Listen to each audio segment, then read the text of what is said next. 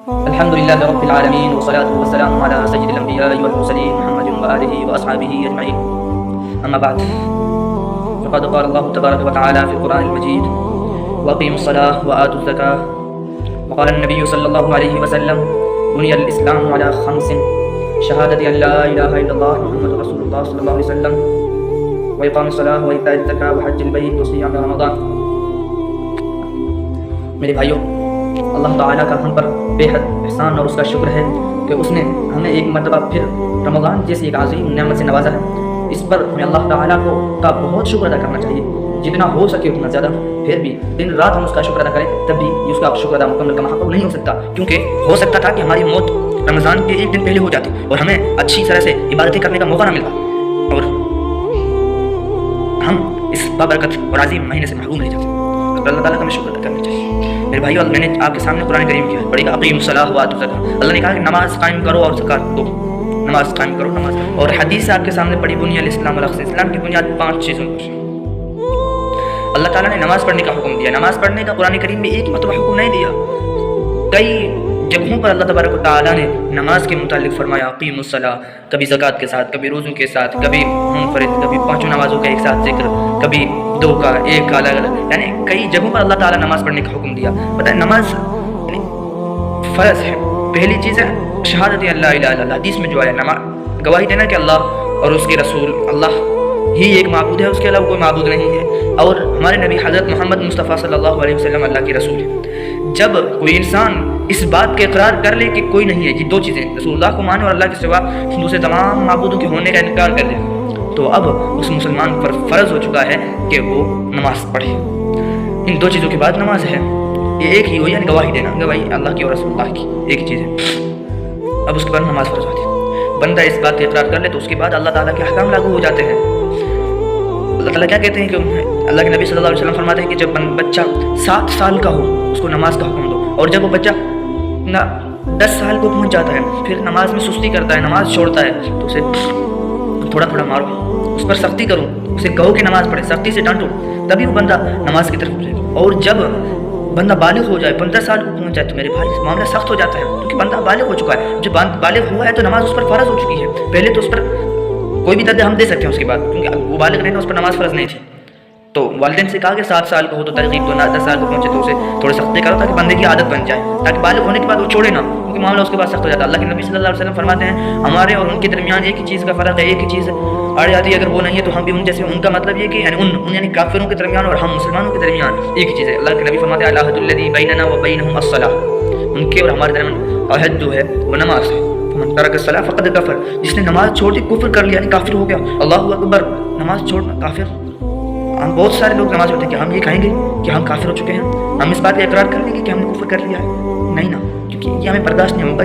یہ سخت معاملہ ہے کہ ہم اپنے آپ کو کافر کہہ سکیں، لیکن نماز چھوڑتے ہیں، نماز چھوٹ جاتی ہے ہم سے. سب سے بڑی غلطی ہماری یہی ہے، نماز کی پابندی نہیں کر پاتے. اللہ کے نبی نے فرمایا، حدیث جو پڑھی تھی کہ 5 اسلام کی بنیاد 5 چیزوں پر ہے. پہلی گواہی بتائی، پھر نماز، دوسری نماز پر نمبر پر نماز ہے. پہلی چیز کا تو ہم سب اقرار کرتے ہیں، گواہی دیتے ہیں، لیکن دوسری چیز کا ہم اقرار نہیں کرتے.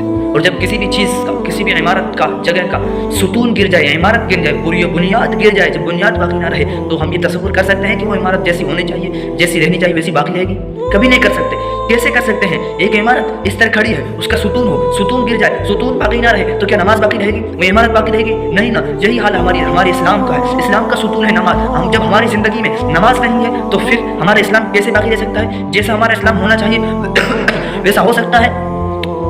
تصور کریں، ایک عمارت ہے جس کے 5 ستون ہیں، 5 ستون ہیں، 5 ویسے کے ویسے مضبوط ہیں، ویسے کے ویسے کھڑے ہیں، تو عمارت مکمل مضبوط رہے گی جیسی ہونی چاہیے، اس عمارت کو ہونی چاہیے. لیکن اگر نماز وہ ان میں سے ایک ستون کو گرا دے، بڑا اہم ستون ہے، اس کو گرا دے، تو کیا وہ عمارت ویسی کی ویسی رہ سکتی ہے؟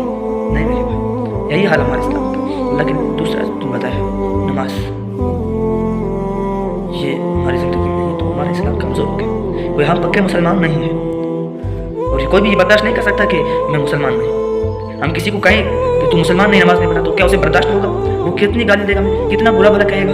جب برا لگتا ہے تو میرے بھائی اللہ تعالیٰ نماز کی بھی توفیق دے. کوشش کرو کہ نماز पढ़ने की तौफीक मिले, और अल्लाह ताला से दुआ करें नमाज 5 वक्तों की पढ़ते रहें, और लगातार मुसलसल ये काम रहना चाहिए। रमज़ानुल करीम का मुबारक महीना है। हम अपने बहुत सारे भाइयों को देखते हैं कि दूसरे 11 महीनों में उन्हें नमाज याद नहीं आती। अफसोस कि कई मरतबा ऐसा होता है कि जुमा भी याद नहीं रहता, पता ही नहीं था जुमा की कोई अहमियत है।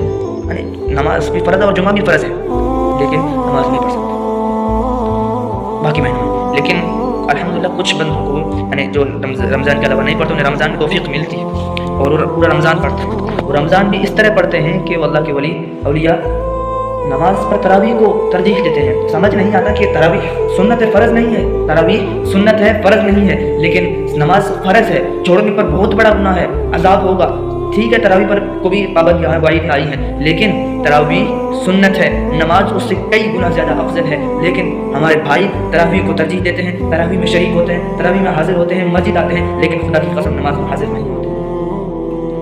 क्या मतलब? नमाज फ़र्ज़ को छोड़ रहे हैं और हम सुन्नत को तरजीह दे रहे हैं फ़र्ज़ पर।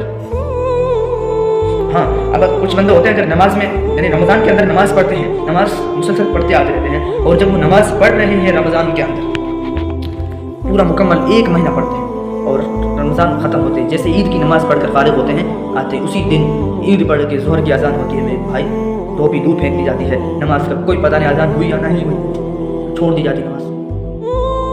उनके नज़दीक रमज़ान तक की नमाज फर्ज थी। मेरे भाई जब आपने पूरा मुसलसल 1 महीना नमाज पढ़ी है, तरावीह पढ़ी है, और अपने आप को मस्जिद की तरफ मुतवज्जह किया है, माइल किया है, मस्जिद में आए हैं, तो आपकी आदत क्यों नहीं बनी? आप चाय पीते हैं, आपकी आदत बन जाती है। चाय छोड़ने का कहते हैं तो आप क्या कहते हैं कि मेरा सर दर्द होता है, अगर चाय नहीं पीता हूँ तो दिन में सर दुखने लगता है। और इसी तरह आप नशा करते हैं, गुटखे, मिराज, जो भी इस तरह का जो दूसरा घटिया नशा होता है करते हैं हम अपनी ज़िंदगी में, चंद दिन खाते हैं, फिर जब हमारे बड़े कहते हैं, हमारे वालिदैन हमसे कहते हैं कि बेटे ये गंदी चीज़ है, छोड़ दो, इन चीज़ों का नशा मत करो, सेहत के लिए ख़राब है, तो हम उन्हें क्या जवाब देते हैं? उनसे क्या कहते हैं कि मेरी आदत हो गई है, अब मैं छोड़ नहीं सकता, छोड़ता हूँ तो चक्कर आता है, सर दर्द होता है, बदहज़मी होती है, खाना नहीं खा पाता। मतलब कैसे कैसे बहाने बनाते हैं और उस चीज़ को तरजीह देते हैं, और वो अमल लगातार करते रहते हैं और वालिदैन की बात को टाल देते हैं। मेरे भाई जब मुकम्मल 1 महीना अगर नमाज पढ़ी है, तो फिर उस वक्त हमारी आदत क्यों नहीं बनी? हमारी आदत क्यों नहीं बनी? जब रमज़ान ख़त्म हुआ, ईद की नमाज गई, तो फिर हम जब नमाज हमारी छूट रही है, तो उस वक्त हम ये क्यों नहीं कहते कि अगर मेरी नमाज छूट रही है तो यार मेरा सर दर्द हो रहा है? क्या वजह थी कि क्या वजह है कि मेरा सर दर्द हो रहा है? ध्यान में क्यों नहीं आता कि आज नमाज छोड़ी इसलिए सर दर्द हो रहा है? हमारी नमाज की आदत क्यों नहीं बनती? क्या वजह है? नमाज आदत बनती, गुटखों की आदत बन जाती है, नशों की आदत बन जाती है, लेकिन नमाज की आदत नहीं बनती। क्या वजह है? यही वजह है कि हम गुटखे और जाफरी जो भी इस तरह की चीज़ें नशे करते हैं, वो अपने शौक से खाते हैं।